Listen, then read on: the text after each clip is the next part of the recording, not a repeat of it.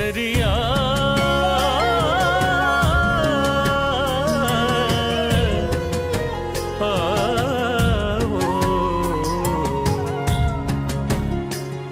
पधारो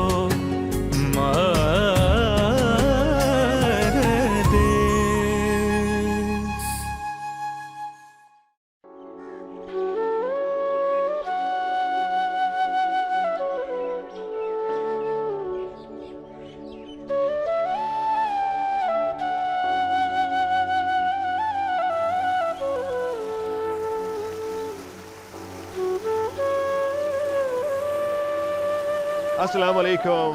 पधारो हमारे देश के फ्रेश एपिसोड के साथ आपकी खिदमत में मैं हाजिर हूँ। हमारा आना हुआ जी ज़िला उकाड़ा में और इसकी तहसील देपालपुर और वहाँ से हम हवेली लखा। पंजाब जो 5 दरियाओं की ज़मीन है, इस पंजाब के अंदर जो सबसे बड़ी रौनक होती है वो इसके लहलहाते हुए खेत, यहाँ के प्यार करने वाले लोग। अब यहाँ के जो काश्तकार हैं उनकी मेहनत आपको नज़र आती है जब पंजाब में आप सफ़र करते हैं। हर तरफ आपको खेत नज़र आते हैं, लहलाते हुए खेत नज़र आते हैं। ख़ासकर इस सीज़न में आपकी नज़र पड़ती है तो कहीं आलू कट रहा होता है तो कहीं पे मकई की काश्त की जा रही होती है। और ये सारे नज़ारे देखते हुए आप पंजाब के देहातों में, आप उनके मोहल्लों में, गलियों में, खेतों में सैर करते हुए आपको यूँ लगता है, ख़ासकर इस इलाके में, कि जैसे ज़िंदगी के वो रंग जो शायद शहरों में हमसे छीन लिए गए हैं वो वापस आपको मिल रहे हैं। इन्हीं रंगों का ताक़ुब करते करते हम पहुँचे हवेली लखा के इस एक डेरे पे जो बिडाना फैमिली का डेरा है। यहाँ पे आप देख रहे हैं एक सोलर ट्यूबवेल चल रहा है। जब से ये सोलर ट्यूबवेल चलना शुरू हुए हैं, जो किसान है उसकी जो टोटल कॉस्ट पड़ती थी उसमें कमी आना शुरू हुई है। नुक्ता यही था, किसान जो हैं उनके लिए काफ़ी मुश्किलात हैं और उन मुश्किलात की वजह यही है कॉस्ट। उनकी फसल की वो कीमत नहीं लगती है जितनी वो मेहनत और मशक्क़त करते हैं। मगर बहुत से लोगों ने अपनी मदद आपके तहत भी इस तरह सोलर ट्यूबवेल्स लगाए थे। अब मौजूदा हुकूमत उसके ऊपर सब्सिडीज़ दे रही है। कहा यह जाता है कि डेली अगर एक चलता है ट्यूबवेल तो उसके ऊपर कम से कम 10,000 रुपये की बचत होती है जो आपको बिजली की कॉस्ट में पड़ती इस सोलर ट्यूबवेल की वजह से। यानी कि माहाना 3 से सवा 3 लाख, 3.5 लाख रुपये तक आपकी बचत हो जाती है। अब जो बड़े काश्तकार हैं, जैसे जिस जगह हम बैठे हुए 50 एकड़ पे इनका रकबा फैला हुआ है और बकौल इनके 24 घंटे इनका ये ट्यूबवेल चलता रहता है।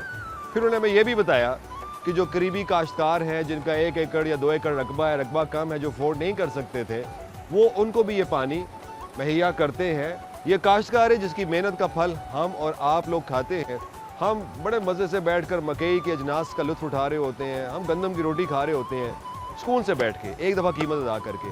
मगर उसके पीछे जो मेहनत, जो काविश उस किसान की होती है वो उसके बारे में शायद एक आम आदमी को पता नहीं होता है। मैं तो ये कहता हूँ इन किसानों की अज़मत को सलाम और आगे बढ़ता हूँ। मैं देखता हूँ इन लहलहाते हुए खूबसूरत खेतों को।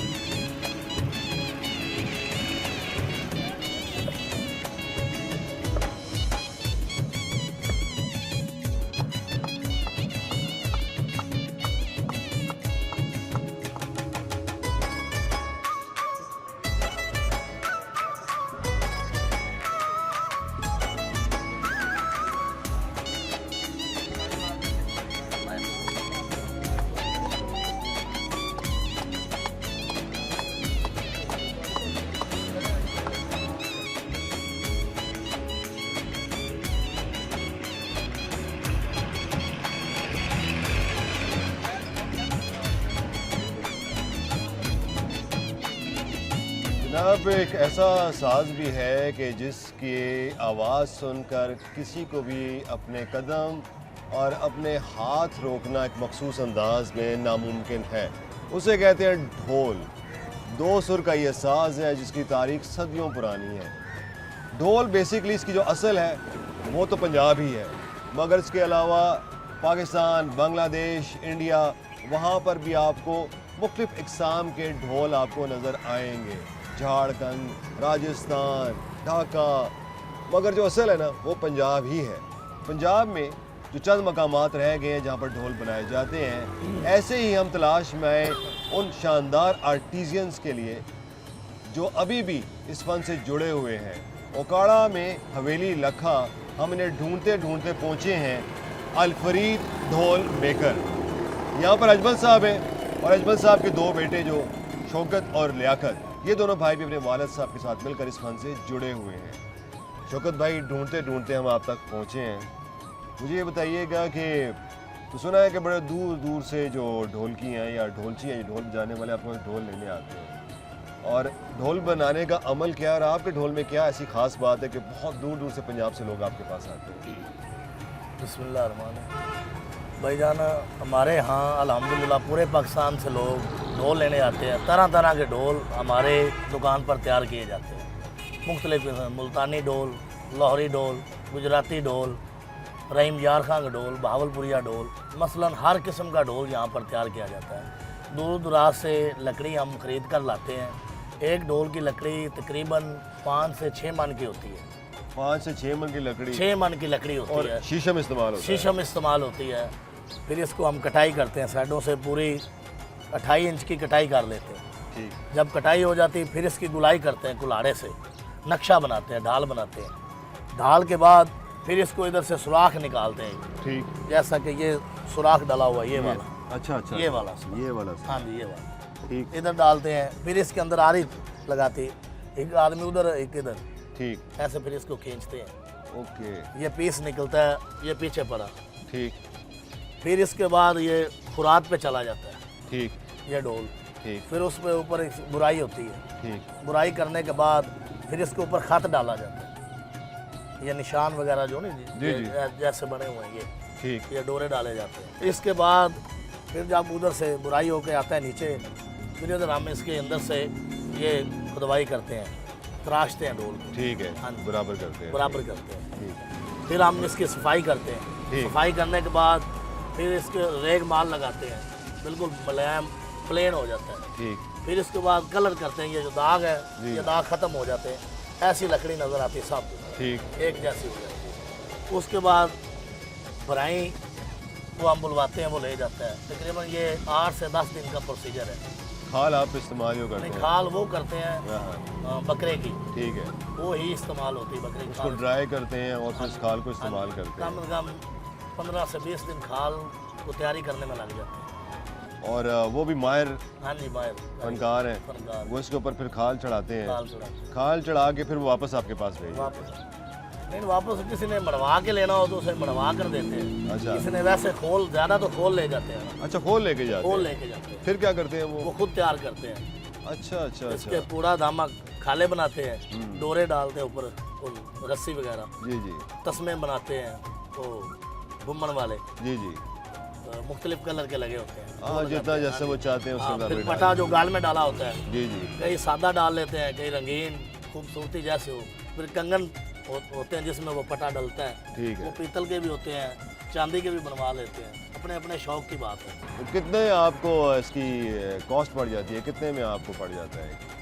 कॉस्ट का देखें तो बहुत ज़्यादा पड़ जाती है, लेकिन दुकानदारी है, बाप दादा से हम चला रहे हैं, वो उसको हमने आगे बढ़ाया हुआ है। जरा बताएं तो सही, लकड़ कितने की आपको पड़ जाती है? लक्कड़ तकरीबन 8 से 10 हज़ार 15 हज़ार की लक्कड़ पड़ जाती है। कितने दिन के में ये खोल तैयार हो जाता है? ये ऐसा तकरीबन 7 या 8 दिन लग जाते हैं। और बिकता फिर कितने का है? ये तकरीबन 25 हज़ार से लेकर 40-45 हज़ार। तो ये जो है इससे आपका गुजारा हो जाता है इस ढोल बनाने से? शुक्र अल्हम्दुलिल्लाह, गुजारा तो हो जाता है। बड़ी खुशी हुई है आपसे मिलकर, और आपकी फैमिली को भी हम अप्रिशिएट करते हैं। अब आपसे इजाज़त चाहते हैं। थैंक यू वेरी मच भाई। Thank you thank you thank you.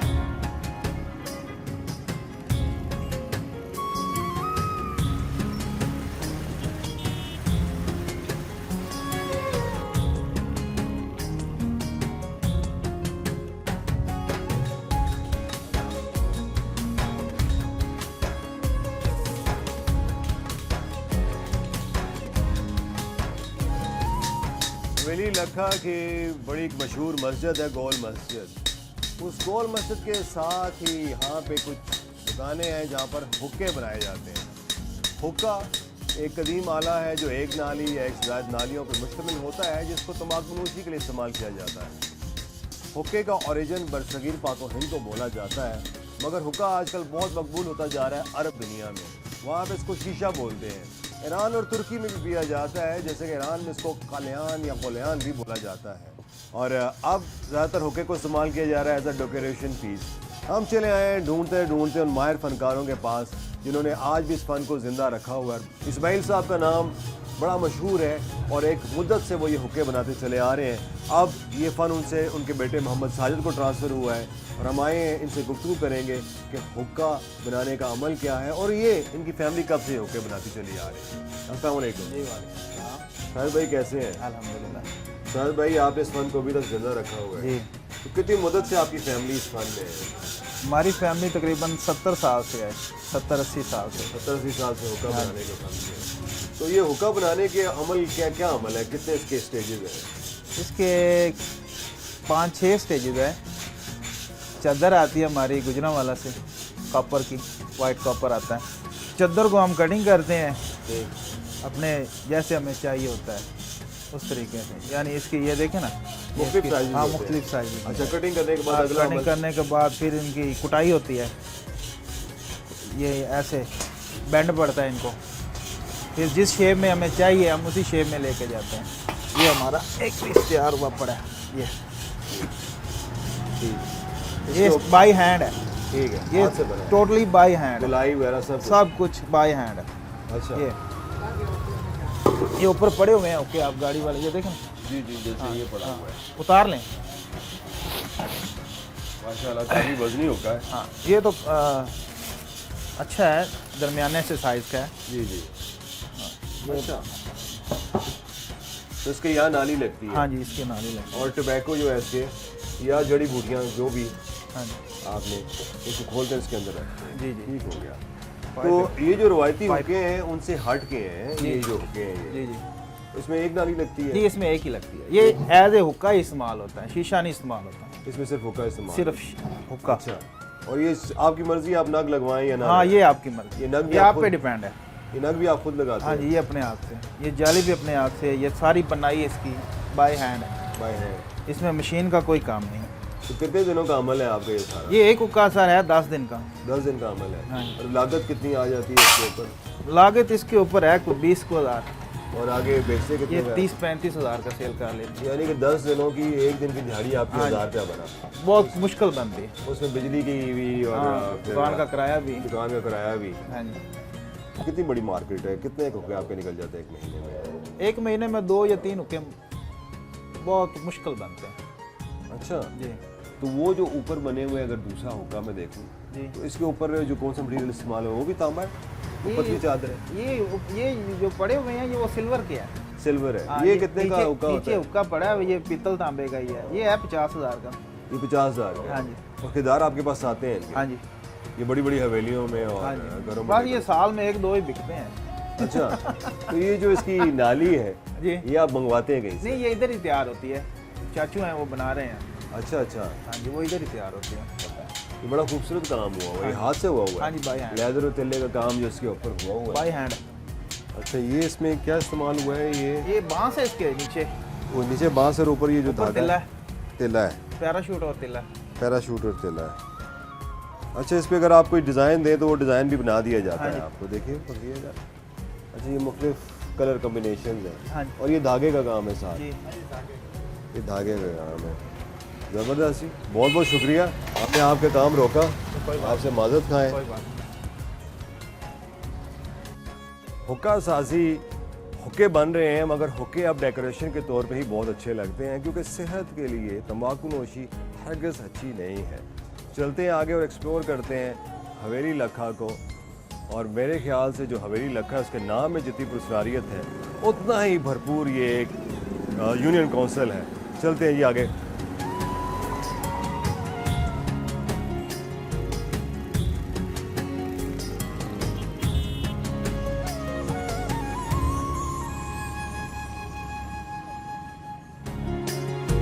पधारो मारे देश।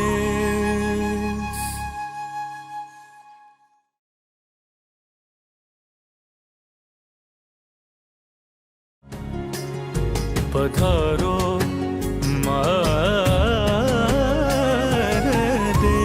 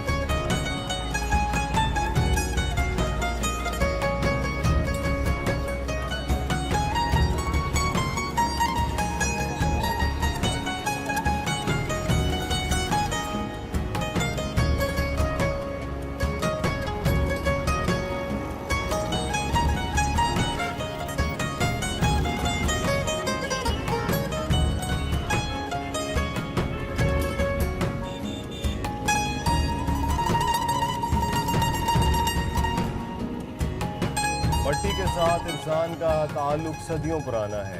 जहाँ पर भी पुरानी तहजीब के आसार मिलते हैं, जब उन्हें खोदा जाता है तो वहाँ से मट्टी के बर्तन मिलते हैं। मट्टी के बर्तन, इसमें जो हम खाना बनाते हैं, इसमें जो हम पानी पीते हैं, वो हमारी सेहत के लिए बहुत अच्छा होता है। मगर जदीद दौर में फ्रिज आ गया, बर्फ़ आ गई और हम उस कूलर में या फ्रिज से पानी निकाल कर पीते हैं, जो हमारी सेहत के लिए हरगिज़ भी अच्छा नहीं है। आज फिर घरों में ये मट्टी के बर्तन, घड़े और गिलास और दूसरे तरीके के बर्तन, इवन के वो क्या उसे कहते हैं, हंडिया भी मट्टी की पाई जाती है, क्योंकि लोगों को एहसास हुआ है कि सेहत ही सब कुछ है। हम आए हवेली लखा। हवेली लखा एक कदीम बाज़ार है इसका, और बहुत बड़ा बाज़ार है। इसमें चलते चलते हम पहुँचे अपने एक प्यारे भाई के पास, जो पंजाब के मुख्तलिफ इलाकों से बर्तन इकट्ठे करते हैं और यहाँ पर वो लोगों को बेचते हैं। अस्सलाम वालेकुम भाई। वालेकुम सलाम जी। आपका नाम क्या है? मोहम्मद अकरम। अच्छा, तो बड़े आपने बर्तन सजाए हुए हैं, घड़े बस वो हैं। सजावट वाले कोई लोग फिर लैन बनाते हैं। अच्छा, ਜਿਹੜੀ ਚੀਜ਼ ਕਿਸੇ ਜ਼ਰੂਰਤ ਹੁੰਦੀ ਹੈ, ਦੁੱਧ ਵਾਸਤੇ, ਪਾਣੀ ਪੀਣ ਵਾਸਤੇ, इस्तेमाल करने वास्ते झाड़ू मिल गया, दौरी मिल गई। जैसे ये घड़ा बना उसमें बड़ा अच्छा काम हुआ है, ये मैंने पहले देखा। डिजाइनर के पाक पतन मंगाने हैं। ये आप पाक पतन से मंगवाते हैं? और कहाँ कहाँ से ये बर्तन मंगवाते हैं आप? पाक पतन ज़्यादा ले आने हैं बस। अच्छा, पाक पतन में ज़्यादा बर्तन बनते हैं। पिंडों में अभी भी इस्तेमाल हो रहे हैं बर्तन? हाँ, ये हुई शहर से ज़्यादा होते हैं। अच्छा, आटे आज कुनाली हो गई, हांडी हो गई। दिखाओ ना जी। हाँ, हांडी हो गई, कुनाली हो गई है, रोगन वाली आटे वास्ते। ये आटा गूंजता है, इसमें आटा गूंदा जाता है। आटा गूंद के फिर पेड़े बना के औरतें इसमें भी बड़े फूल बनाए हुए हैं। ये थे नहीं मंडे गुजरातों आता है। ये पाक पतन, ये गुजरात, ये हाँ, मेरा गुजरातों माल आता है। हांडी दिखाइएगा जी। वो भी गुजरात की हांडी है, गुजरातों भी ते लोरों भी। ये बढ़िया लगी ना उत्थे फिर। अच्छा, ये उत्थे फिर मिट्टी के बर्तन तैयार करते हैं कारीगर। अच्छा, अगर फिर ठेकेदार पका देना। अच्छा, और लोग शौक से लेके जाते हैं। हाँ, शौक नाल। अच्छा, और ये जो गिलास है इनके ऊपर भी बड़े फूल बने हुए हैं। ये गुजरात का है, ये भी लोग ले जाते हैं। ये स्टिकर लगा हुआ है कि ये काम हुआ नहीं हुआ है? नहीं, बस सिर्फ रंग है, तो रंग पेंट करके ना कच्चे में हाँ। बच्चे पका देते, बस वो रंग चढ़ जाता है। अच्छा, चिराग भी होंगे आपके पास? रंगीन नहीं है कि सादा चिराग है। सादा चिराग है। हाँ, और ये गोलक? बस गले भी है जी, गले भी है जी। ये खुद ये सामने का है। चलें जी, ये हमारी ज़िंदगी की रौनकें हैं जी। मट्टी के साथ हम जुड़े हुए हैं, और 10,000 साल से भी पुरानी जो कदीम आपके आर्कियोलॉजिकल साइट से वहाँ से अगर कुछ चीज़ मिली है तो मट्टी के ये बर्तन मिले हैं। और हमारे घर में तो आज भी हम घड़े में ही पानी पीना प्रेफर करते हैं। हाँ जी, आगे निकलते हैं और देखते हैं कि हवेली लखा में और क्या क्या हमारे लिए है। हाँ जी।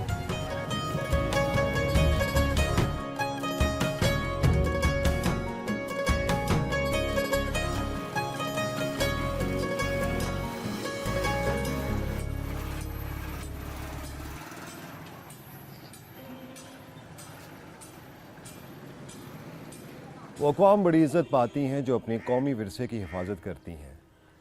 पाकिस्तान में बहुत से ऐसे मकामात हैं जहाँ पर हमारा विरसा बिखरा पड़ा हुआ है। एक ऐसा ही विरसा जिसकी तलाश में हम पहुँचे बहमन शाह में। बाबा बहमन शाह के हवाले से ये जगह बड़ी मशहूर है, और ये पीछे आप हमारे एक मंदिर भी देख रहे हैं जो बाबा बहमन शाह मंदिर के हवाले से जाना चाहता है। ये एक बहुत बड़ी हवेली है, कलानुमा हवेली है और काबिल दीद है, मगर इस वक्त जो इसकी हालत है वो देख कर यकीन माने बड़ी तबीयत के ऊपर ना बोझ पड़ा है। एक ऐसा मकाम जिसके ऊपर बहुत ज़्यादा हम इन्वेस्ट कर सकते हैं और टूरिज़म के लिए भी और रिलीजियस टूरिज़म के लिए भी बहुत शानदार जगह है। किस्सा कुछ यूँ है कि बाबा गुरु नानक के एक बेटे थे बाबा श्री चंद। जो श्री चंद थे उनका दिल नहीं लगता था लोगों में, उनका दिल नहीं लगता था मेलों ठेलों में। उन्होंने रहबानियत इख्तियार कर ली और वहाँ से एक फ़िरके ने जन्म लिया। संस्कृत में अलग थलग रहने वाले को कहते हैं उदास, तो वहाँ से उदासी फ़िरके ने जन्म लिया। बाबा श्री चंद इस फ़िरके के बानी थे। उनके बाद अगर किसी दूसरी शख्सियत को बहुत ज़्यादा मकबूलियत मिली तो मोहम्मद शाह बोहेमिया थे। उनकी पैदाइश 18वीं सदी के आखिर में बहलोलाबाद में हुई थी। फिर वो राय हक़ की तलाश में निकले। उन्होंने हिंदू मत की तालीम हासिल की, सिख मत की तालीम हासिल की, गोल्डन टेम्पल का सफ़र किया, पाकपतन भी आए, उन्होंने इस्लामी अकायद के बारे में भी जाना और वो भी उनका भी अपना जो रुझान था वो रहबानियत की तरफ था और वो भी दुनिया से तकरीबन कट ऑफ हो गए। मगर ये है कि बाद में 1925 में जो रिफॉर्म्स हुई, सिख मज़हब की रिफॉर्म्स हुई, उसमें उदासी फ़िरके को सिख में से खालसा ने निकाल कर अलहदा कर दिया और इस बिखरे हुए विरसे को देखने हम चले आए और आपको भी दिखाते हैं और आप भी यकीनी तौर पे महसूस करेंगे कि यार इस विरसे को हम बड़े अच्छे तरीके से दुनिया के सामने प्रेजेंट कर सकते हैं। ये एक तारीखी विरसा यहाँ बिखरा पड़ा हुआ है, आपको दिखाते हैं।